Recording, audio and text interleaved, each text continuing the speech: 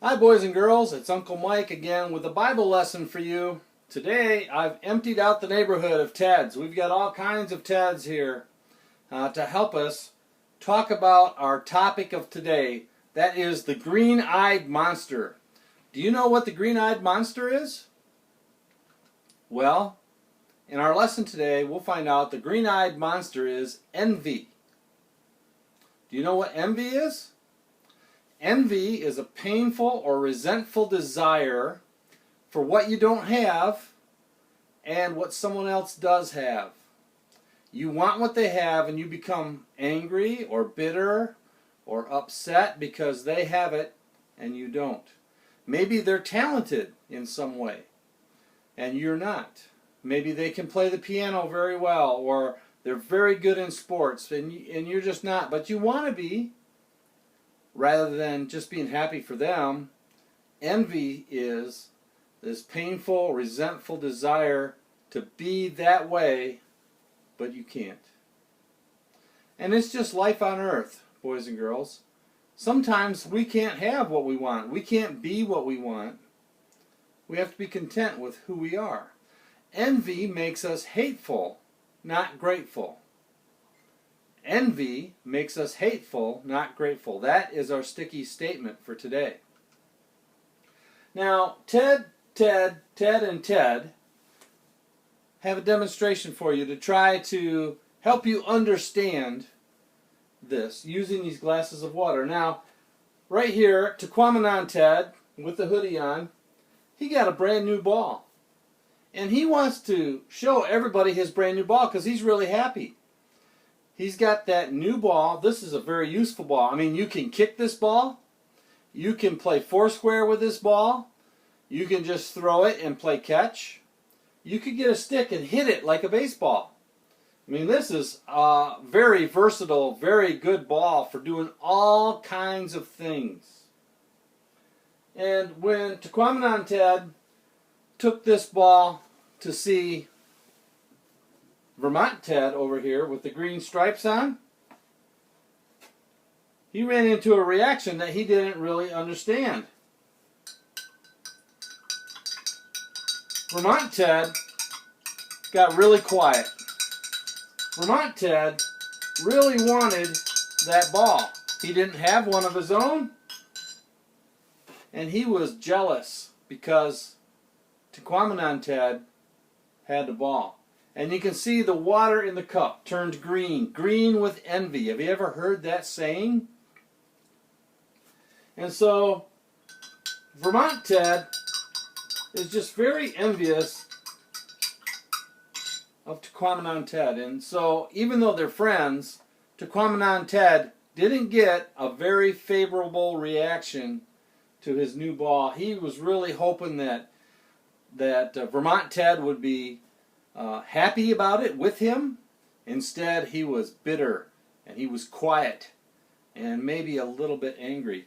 But now we're going to see the reaction of a baseball Ted over here.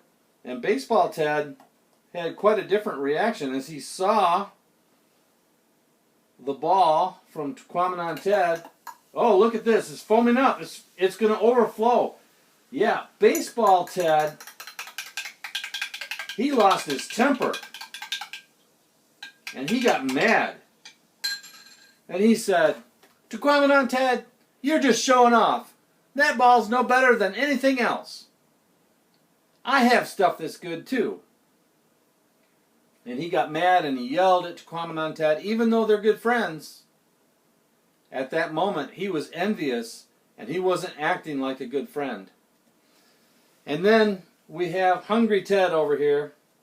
He's not hungry, he's just from Hungary. Okay? When he saw the ball of Tequamanon Ted, nothing happened. He was happy. He was a good friend. He even wanted to help Tequamanon Ted play with the ball. They had a good time together. They weren't mad. He wasn't envious. He just saw that his friend got a new toy and he was happy for him. And that's the way we really need to be, isn't it? Now our key verse for today is Galatians 5:25 and 26. If we live in the Spirit, let us also walk in the Spirit. Let us not become conceited. Conceited is an overwhelming sense of self-importance, okay? And so if you think you're more than you are, you think you're better than you are, you're probably conceited, right? Let us not become conceited, provoking one another. And to provoke somebody is just like kind of jabbing them with a stick until they get mad and lash out at you, trying to provoke them to anger or provoke them to something.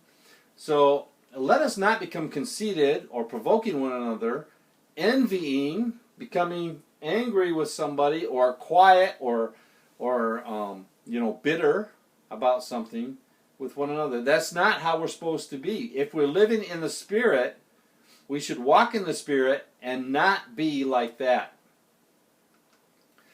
We have a story in the Bible that we're going to show you. It's in Galatians chapter 4, and we're just going to look at verses 6 and 7. The Lord said to Cain, "Why are you angry?" Now, who is Cain? Well, Cain is the son of Adam and Eve. If you remember, Adam and Eve, Adam was created by God in the beginning out of the dust of the earth. And then from Adam's flesh, God created Eve, and we had our first couple. And that couple then sinned and got thrown out of the Garden of Eden, but they also had children. And their children, the first couple kids, were named Cain and Abel.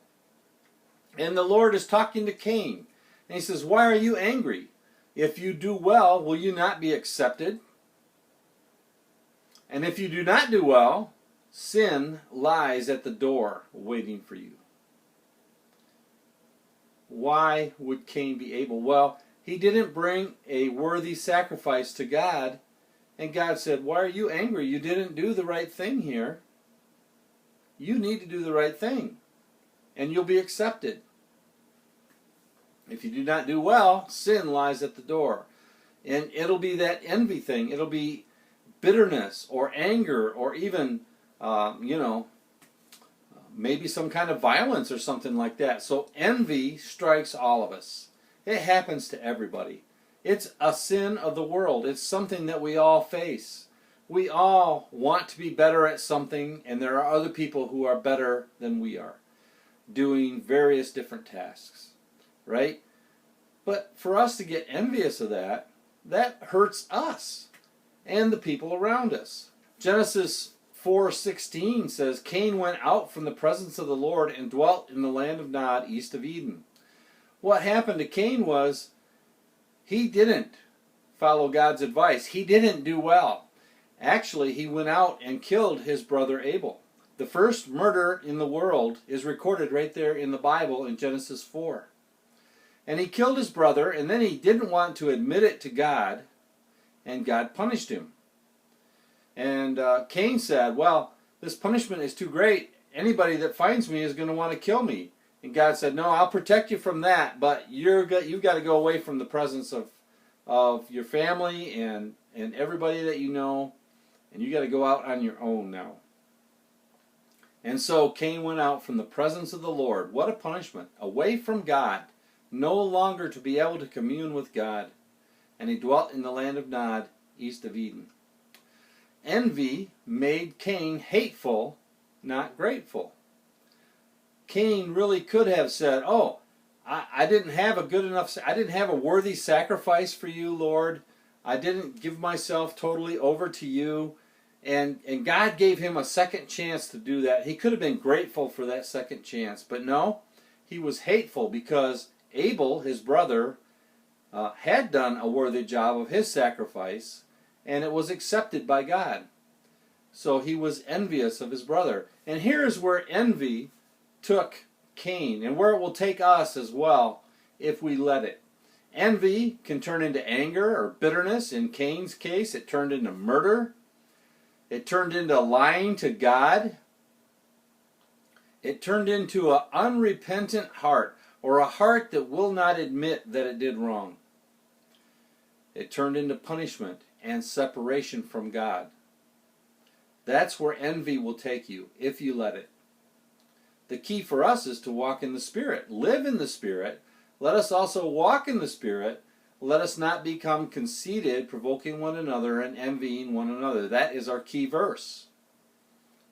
Now, just a few verses before this, Galatians 5:16 says, I say then, walk in the Spirit, or do what God wants, and you shall not fulfill the lust or the sin of the flesh. That's good advice. Faith in Jesus Christ gives us trust in God's love. Trust in God's love helps us accept God's ways. And accepting God's ways helps us make good choices. And then those good choices promote fellowship with God. A friendship with God. Wouldn't you like that? I would. I do. I have a friendship with God and I cherish it. Envy makes us hateful, not grateful. That's the end of our lesson today, boys and girls. This is Uncle Mike with Ted and Ted and Ted and Ted saying goodbye for now. We'll see you later. Bye-bye.